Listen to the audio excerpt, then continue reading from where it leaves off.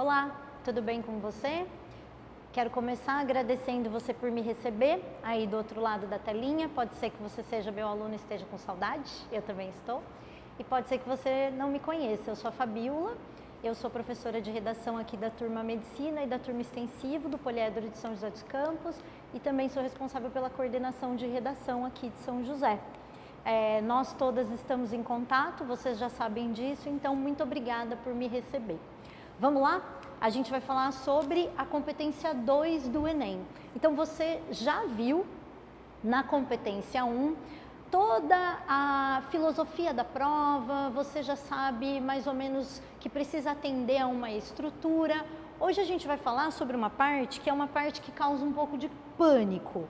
O que vai cair? Qual será o tema? Né? A competência 2 é a competência que avalia não só a estrutura do texto dissertativo, os limites estruturais desse texto dissertativo, mas avalia também o tema. Então, é ele que causa aquele certo nervoso. E tem um aspecto da avaliação do tema que causa um pouquinho mais de incômodo, que é a questão do repertório. Hoje a gente vai falar sobre tudo isso, então. Pois bem, essa daqui é a matriz, a grade sob a qual o seu texto vai ser avaliado. No materialzinho de aula, junto com a proposta, você vai ver que eu deixei um linkzinho para você poder acessar a cartilha do participante de 2019.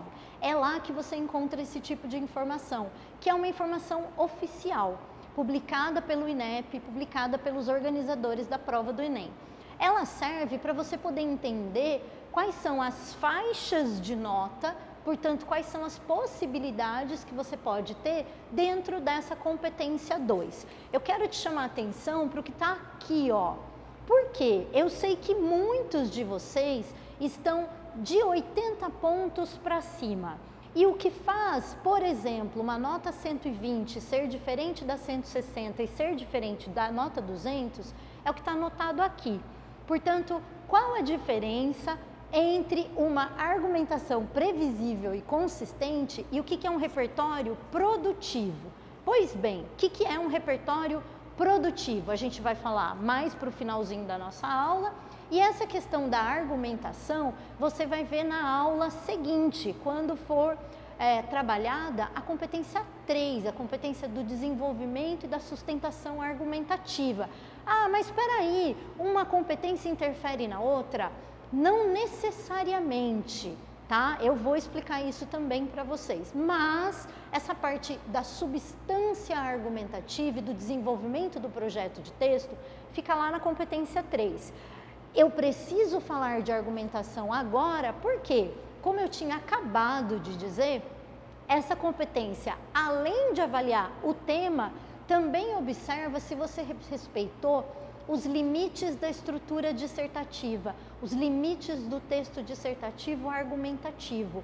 Pois bem, esse tipo de texto só é argumentativo se houver argumentação. E no caso, voltando, das notas mais elevadas, a gente vê uma diferenciação entre argumentação previsível e argumentação consistente, que é aquela que está tanto nos 160 pontos quanto nos 200 pontos. Entre os 160 e o 200, a diferença, você já sabe, é o repertório.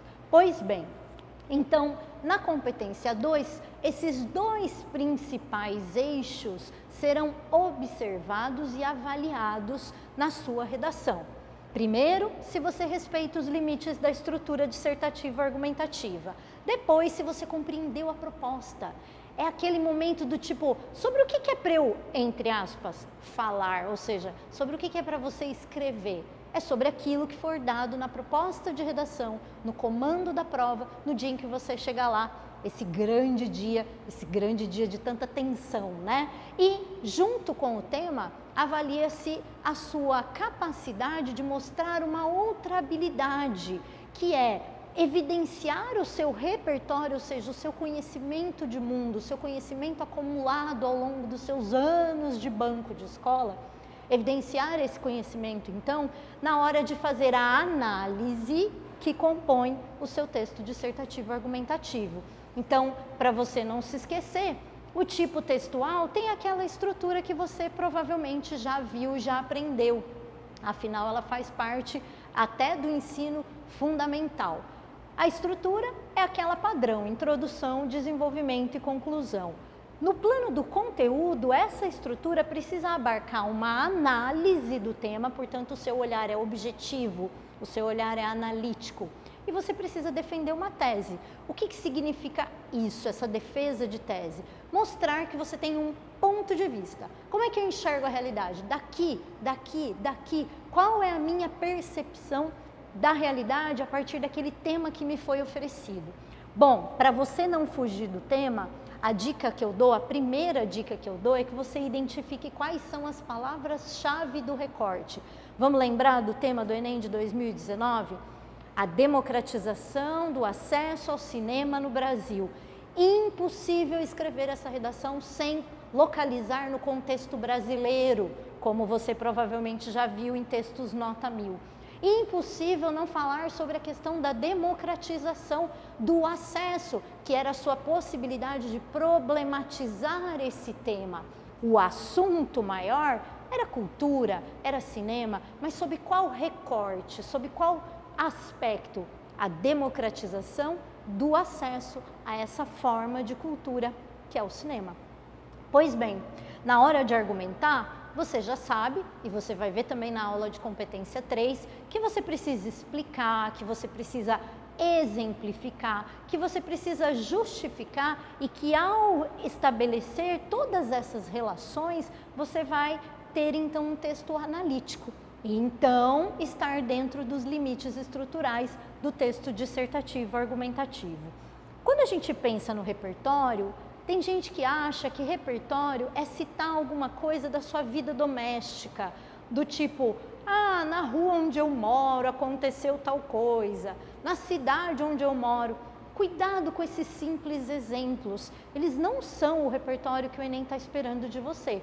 O que ele está esperando é que você mostre que as áreas do conhecimento que você estudou na sua vida escolar foram introjetadas. O que de história, geografia, filosofia, sociologia, artes, literatura, o que de todas essas grandes áreas do conhecimento você introjetou e o quanto você é capaz de vincular isso à sua análise do tema que foi dado naquele momento da prova. É essa a habilidade. Caso você queira, ainda no link da aula eu coloquei, lembra, a cartilha do participante. É de lá que eu tirei isso aqui que está reproduzido nesse slide. Então lá existem algumas explicaçõezinhas básicas sobre o que é essa estrutura dissertativa argumentativa, o que é uma tese, o que são argumentos, você já aprendeu tudo isso. Então se quiser retomar, se quiser revisar, cabe uma leitura. Aí você pode escolher pausar essa aula para ler, você pode escolher ler depois, acessando o link que está no material de aula. Fique à vontade, tudo bem? Então, os limites estão aqui, o que é uma tese e o que são argumentos estão aqui, as possibilidades e as estratégias argumentativas também estão basicamente listadas aqui. E lembre-se, na próxima aula, na aula de competência 3, tudo isso vai ser trabalhado em detalhe, ok? Então vamos lá. Sabendo que você estará diante de um tema inédito, de um tema que vai te surpreender, porque é muito difícil acertar, a gente pode até chegar perto, né? Algum professor pode falar, eu acho que pode cair tal coisa.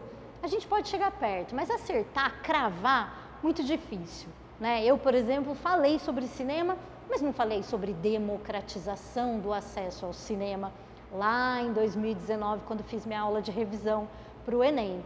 Então, chegar perto a gente chega, mas acertar e cravar é muito difícil. E é por isso que causa algum incômodo, alguma tensão. O que você pode fazer para não sentir esse incômodo e para não sentir essa tensão? Você pode se preparar antes. E você pode se preparar escolhendo e tendo determinadas estratégias para o repertório. Então, qual é a melhor estratégia? A gente não tem uma única. Eu trouxe hoje para você 3 estratégias para poder escolher o repertório. A primeira delas é a estratégia mais simples. Por quê? Porque você vai tentar se valer das áreas de conhecimento que são afins, ou seja, áreas que estão muito próximas daquele tema. Vamos ver um exemplo. Em 2017, quando o Enem pediu desafios para a formação educacional dos surdos no Brasil, obviamente que algumas pessoas que estavam lá no dia dessa prova ficaram desesperadas porque viram surdos no Brasil e pensaram: mas eu não sei nada sobre isso, eu não estudei isso. Mas volta um pouco, ó. Dá uma olhada na palavra educacional, formação educacional. Impossível ter passado por 12 anos de banco escolar sem ter pensado sobre cidadania e inclusão. Impossível não ter tido nenhuma aula sobre teoria da educação. Certamente você recebeu esse conteúdo. Se não recebeu em sala de aula, está no seu conhecimento de mundo. Mas nessa primeira estratégia, que seria a de se guiar pelo tema, você pode fazer o que eu chamo de caderninho. O que seria esse caderninho? Comece desde já, acumulando num pequeno caderninho, desses de bolso mesmo, anotações sobre áreas do conhecimento e seus teóricos e teóricas. Então, quais são os teóricos da educação? Será que em algum momento você estudou, por exemplo, Paulo Freire? Anotou algumas ideias sobre ele? As ideias dele têm a ver com cidadania e inclusão? Portanto, se a resposta é sim, ele é um conteúdo, um repertório que você poderia ter usado lá em 2017. Em 2018, o tema era a manipulação do comportamento do usuário pelo controle de dados na internet. Muita gente viu internet e foi rapidamente para repertórios ligados à ciência e tecnologia. Falou de Big Data, mineração de dados e acertou. Outras pessoas talvez não tivessem esse conhecimento porque o tema da tecnologia não é tão interessante assim para elas. E elas se valeram de outras partes. Por quê? De outras áreas, quero dizer, de outras áreas do conhecimento. Por quê? Manipulação. Manipulação tem a ver com literatura e muitos citaram 1984 do George Orwell. Tem a ver com filosofia e muitos falaram sobre esse aspecto direcionador da vida e da ausência de liberdade de muitos indivíduos quando vivem em sociedade. Portanto, eu acho que já deu para você pegar qual é o lance dessa estratégia. É preparar-se por áreas e ter então um caderninho em que você vai separando as teorias, os teóricos e minimamente o que eles pensam, o que quer dizer cada teoria, para depois, no dia da prova, fazer o vínculo. No tema de 2019, ao falar de cinema, muito provavelmente muitos se lembraram do próprio cinema, e você deve ter visto no texto Nota 1000 que a invenção de Hugo Cabret, esse belíssimo filme, foi brilhantemente usado. Outros tantos se lembraram do cinema retratado na literatura.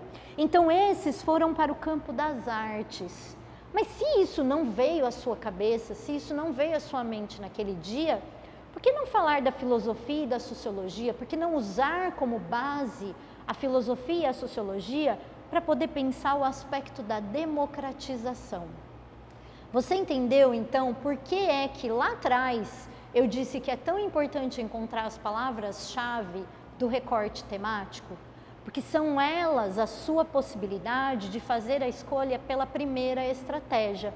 A estratégia em que você vincula uma área do conhecimento e aquilo que você sabe sobre ela a uma das palavras-chave do tema. Se você conseguir vincular mais de uma, tanto melhor. Se você consegue encontrar um exemplo da área de ciência e tecnologia que está na literatura, vai ficar excelente no tema de 2018. Se você encontra um filme que trata da história do surgimento do cinema, como foi no texto Nota 1000, e vincula isso a aspectos da filosofia e da sociologia, muito melhor. Portanto, não há um número, nem mínimo nem máximo, de repertórios que você precise encaixar no seu texto. O que você precisa é mostrar para o avaliador ou para a avaliadora que você tem essa habilidade desenvolvida. Que habilidade é essa? a de vincular o seu conhecimento, o seu repertório aprendido ao longo de sua vida escolar ao tema que foi oferecido naquele dia e naquele momento para você. Combinado? Vamos para a segunda estratégia? Bom, para falar da segunda estratégia, eu precisei colocar aqui a prova do Enem 2014. Aí você vai falar, ai, não estou enxergando! Não é para você enxergar, porque não é para você ler. É só para a gente não ficar com slide sem nada, né, gente? Temos que colocar alguma imagem. Então, o que eu coloquei? A imagem da prova de 2014. Qual era o tema? Publicidade infantil em questão no Brasil. Vamos continuar no exercício da palavra-chave? Afinal, a gente está falando da competência 2, né? Publicidade. Qualquer publicidade? Não, aquela feita para criança. Onde? No Brasil. E ela está em debate, em questão, em discussão. Percebe? Se você voltar nessa prova e ler com atenção esses textos, que são os textos motivadores, que estavam lá na prova, você vai ver que esse primeiro texto fala, sim, que há um debate entre o conselho da criança e as agências de publicidade, e eles não chegaram ainda a um acordo sobre se devemos ou não devemos limitar o horário ou as publicidades, aquilo que é oferecido como anúncio para criança. Pelo mundo, e esse era o texto 2, isso também não é um consenso, afinal, cada país adota uma determinada legislação.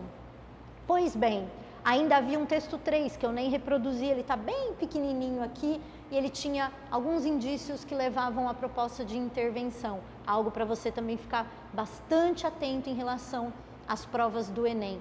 Perceba o que cada texto faz, lembre-se de que o primeiro vai te ajudar a discutir, o segundo vai te dar exemplos, dados, e o terceiro já vai te encaminhar, ou o quarto já vai te encaminhar para a proposta de intervenção.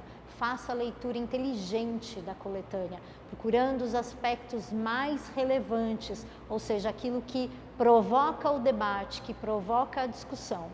Ao ler toda essa coletânea, todos esses textos motivadores, muito provavelmente, um aluno que tem a estratégia de se guiar pelo tema e pelas áreas do conhecimento, talvez tenha se lembrado de uma aula de sociologia e pensado, ora, o que está por trás disso é o conceito de ideologia. E eu estudei a sociedade do consumo, que foi teorizada pelo sociólogo polonês Zygmunt Bauman. E quando eu falo Zygmunt Bauman, todos vocês sabem, vocês citam na redação até o Bauman, como se ele fosse o amigão, né?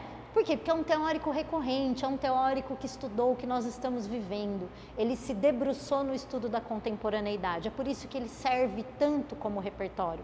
Então, talvez o aluno tenha pensado, ideologia, beleza, lembrei daquele livro do Bauman que fala sobre as pessoas, chama Vida para o Consumo, as pessoas transformadas em mercadorias. Se você não conhece esse livro, eu vou deixar no último slide um linkzinho para você ler alguns trechos ou algum vídeo que te ajude a entender melhor as ideias do Bauman. E o que é esse sujeito que se transforma em mercadoria? Ele não compra mercadoria, ele se transforma num produto, não é?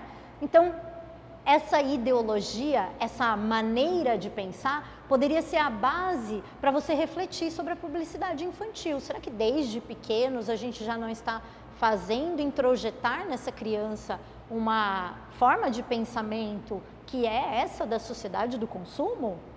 Isso seria também base para você dialogar com a coletânea. Esse diálogo, lembra, ele é mental, ele é no plano das ideias. Serviria para você dialogar com a coletânea e encontrar nela pontos que te façam pensar ainda mais, refletir ainda mais para a construção dos seus argumentos.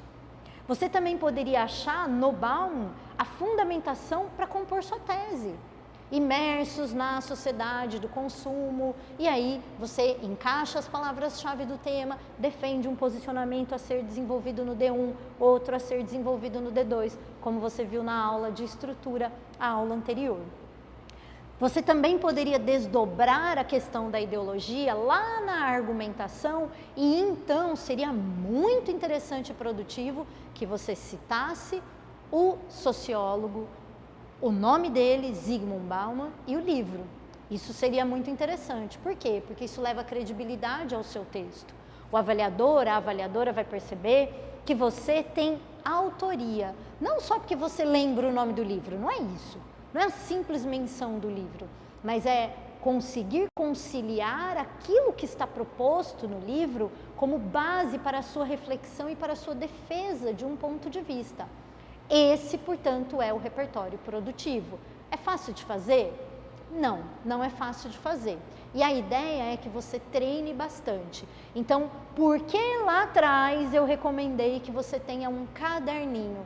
Porque ao longo do ano você pode distribuir as suas leituras. Essa semana eu vou me dedicar à leitura de Vida para o Consumo, a transformação das pessoas em mercadoria do Zygmunt Bauman. Aí você vai anotar no caderninho quais são as principais ideias defendidas e depois esse caderninho vai ficar guardadinho e a cada semana, quando você for treinar uma nova proposta, pode ser que ele tenha ali um repertório base de uma das áreas do conhecimento que você vai acionar para poder analisar o tema proposto. Combinado?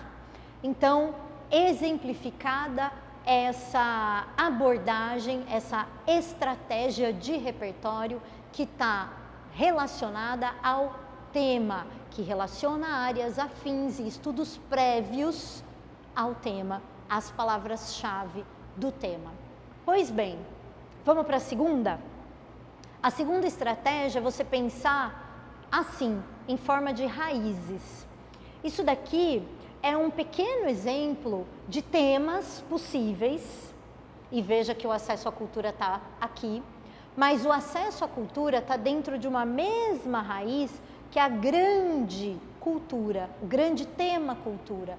Quando você escreve sobre a importância dos povos nativos ou da valorização da cultura dos povos nativos, você está dentro do mesmo gancho, percebe? Se não, a ideia é folclore, a importância do folclore, você também está dentro desse gancho cultura. Se fosse financiamento à cultura, como viabilizar formas de haver cultura? De onde vai vir esse dinheiro? Esse dinheiro tem que vir do Estado, esse dinheiro tem que vir das agências privadas de cultura. Tudo isso está dentro dessa raiz cultura. Então, a estratégia de escolher o repertório a partir de raízes tem algo de muito parecido com a anterior, que é o estudo prévio de determinados conceitos e conteúdos. Mas veja que agora eles não aparecem por área, eles aparecem por um assunto, por uma raiz. Então vamos supor que você tenha anotado no seu caderninho, ou você tenha lido previamente a definição de cultura. Pode ser a definição que está lá na Wikipedia, porque lá também tem citação.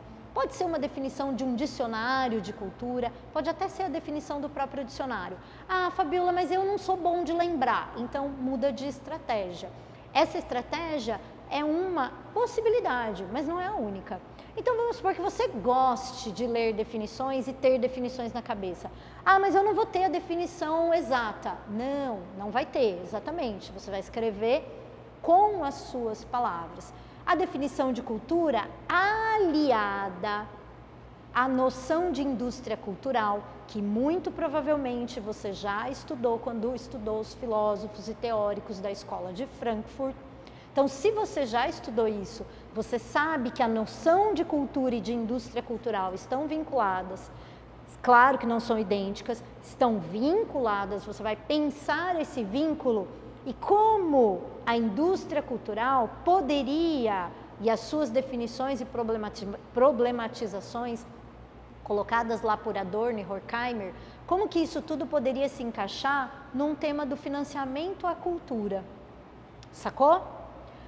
Não, eu não gosto dos frankfurtianos, eu não estudei, eu não vi, na grade curricular da escola onde eu estudo não teve, então eu te ofereço o Capital Cultural, do filósofo francês contemporâneo, porque morreu em 2002, então é bem recente, Pierre Bourdieu. No último slide eu deixo também links de vídeos e textos para você acessar Capital Cultural de Pierre Bourdieu, se é que você ainda não conhece, ok?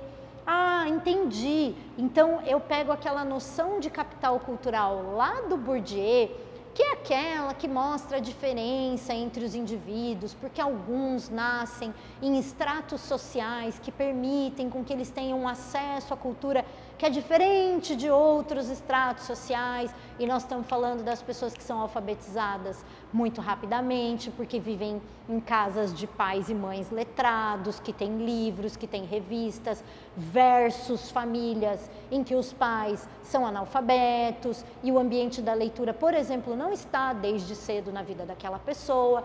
Portanto, eles não estão partindo de um mesmo ponto, porque não nasceram no mesmo ponto, e o capital cultural tem tudo a ver com isso, porque eles já detêm um capital cultural antes mesmo de chegarem na escola, não é? Então, você que já estudou essas ideias do Pierre Bourdieu, você sabe que isso poderia ser vinculado a essas possibilidades de tema aqui. Tudo bem? Bom, a gente então agora vai fazer uma pequena pausa. Eu vou continuar com essa estratégia de pensar as raízes nessa segunda parte, nesse segundo bloco, tá ok? Um beijo de longe para vocês.